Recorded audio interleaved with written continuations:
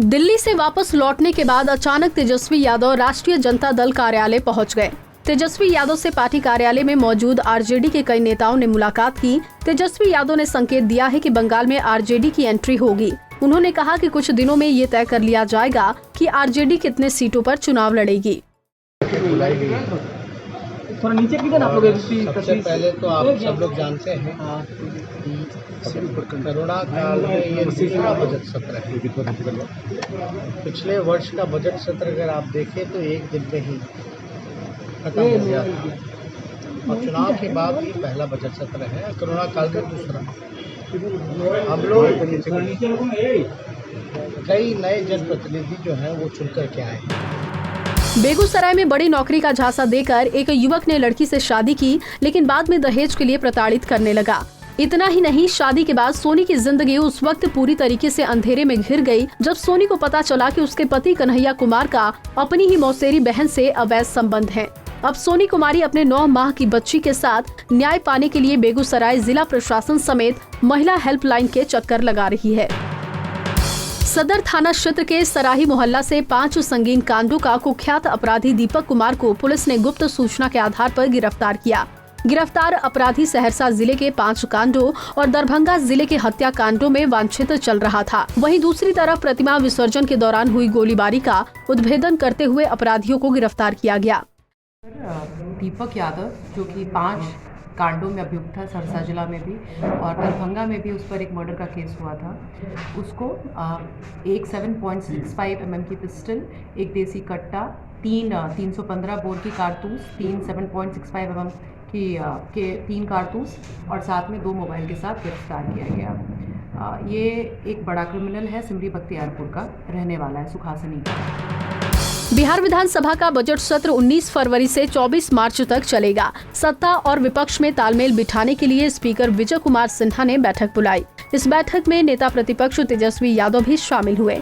उन्होंने कहा कि पिछले बजट के हिसाब से कितना पैसा खर्च हुआ था और कितना पैसा सरेंडर किया गया, इसका ब्यौरा सरकार को देना चाहिए। वहीं तेजस्वी यादव ने कहा कि बजट सत्र में कोरोना जांच में हो रही गड़बड़ी को लेकर वो सरकार से सवाल पूछेंगे।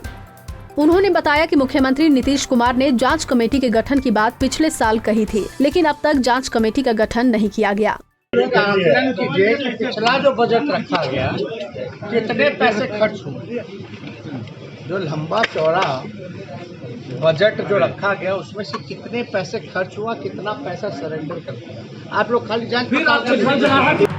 7 साल की नाबालिग के साथ दुष्कर्म और हत्या के प्रयास के आरोपी को कटिहार न्यायालय ने सजा सुनाई है। अपराधी को आजीवन कारावास के साथ 50,000 रुपए का जुर्माना लगाया गया है। जिला न्यायालय के पोक्सो की विशेष अदालत ने 7 साल की नाबालिग से मकई खेत में दुष्कर्म करने के एक मामले में आरोपी बरारी के बुलवा डीहगंज निवासी जंगली महतो के मामले की सुनवाई पूरी करने के बाद दोषी पाकर सश्रम आजीवन कारावास और 50,000 रुपए जुर्माने की सजा सुनाई। जुर्माने की राशि नहीं देने पर आरोपी को अतिरिक्त 6 माह की कैद भुगतनी होगी।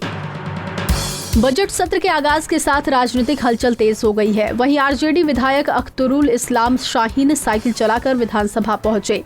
उनका कहना है कि जिस तरीके से पेट्रोल डीजल के दामों में वृद्धि हो रही है, अब उनके पास इसके अलावा कोई रास्ता नहीं है। उन्होंने मुख्यमंत्री नीतीश कुमार से अपील की है कि वो हस्तक्षेप करे और पेट्रोल डीजल के दामों में कमी कराए। साइकिल पर सवार होकर विधानसभा सत्र की बैठक में शामिल होने पहुंचे आरजेडी विधायक ने कहा कि अब आम आदमी ही नहीं बल्कि विधायक भी पेट्रोल डीजल की बढ़ी हुई कीमतों से परेशान है।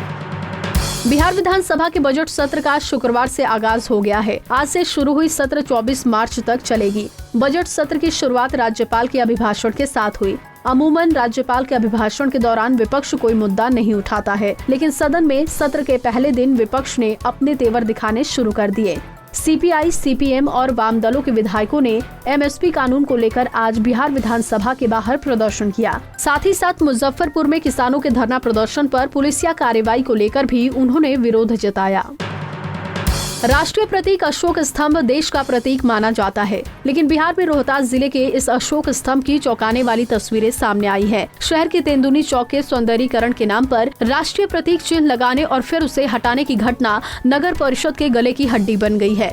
25 जनवरी को प्रतीक चिन्ह स्थापित किया गया। 27 जनवरी को उसे कुछ देर के लिए ढककर उसी रात हटा दिया गया।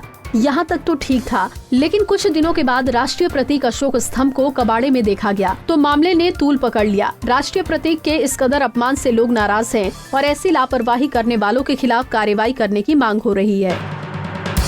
बिहार के आरा जिले में जैन स्कूल परीक्षा केंद्र पर परीक्षार्थियों के अभिभावकों ने जमकर बवाल किया। अभिभावकों ने गार्ड के द्वारा स्कूल का गेट बंद करने को लेकर हंगामा किया। गेट बंद करने से नाराज अभिभावकों ने स्कूल गेट पर जूता चप्पल फेंकते हुए गार्ड के साथ मारपीट की, जिसमें एक सुरक्षाकर्मी जख्मी हो गया। फिर जबरदस्ती सभी परीक्षार्थियों को सेंटर में प्रवेश करा दिया गया। जानकारी के अनुसार मैट्रिक की परीक्षा देने आए परीक्षार्थी सेंटर के बाहर बैठकर परीक्षा से पहले नकल के लिए पर्ची तैयार कर रहे थे। इसी वजह से वो सेंटर में एंट्री नहीं ले रहे थे। इधर एंट्री का टाइम पूरा होने पर गार्ड स्कूल गेट बंद करने लगा, जिसके बाद पर्ची बनाने वाले छात्रों के अभिभावक भड़क उठे और बवाल करने लगे। उन्होंने गार्ड के साथ मारपीट करते हुए जबरन सभी बच्चों को स्कूल में प्रवेश करा दिया। बिहार शरीफ के आदर्श हाई स्कूल में मैट्रिक की परीक्षा दे रहे एक छात्र की अचानक तबीयत बिगड़ी और उसकी मौत हो गई। मृतक रोहित कुमार एकंगर सराय के तिलहाड़ा थाना के राडिल गांव का रहने वाला था। शुक्रवार को रोहित बिहार शरीफ परीक्षा देने आया था। पहली पाली की परीक्षा देने के दौरान उसकी तबीयत बिगड़ गई। स्कूल प्रशासन उसे पहले इलाज के लिए निजी क्लिनिक ले गया, उसके बाद सदर अस्पताल भेजा गया। यहाँ डॉक्टर ने उसे मृत घोषित कर दिया।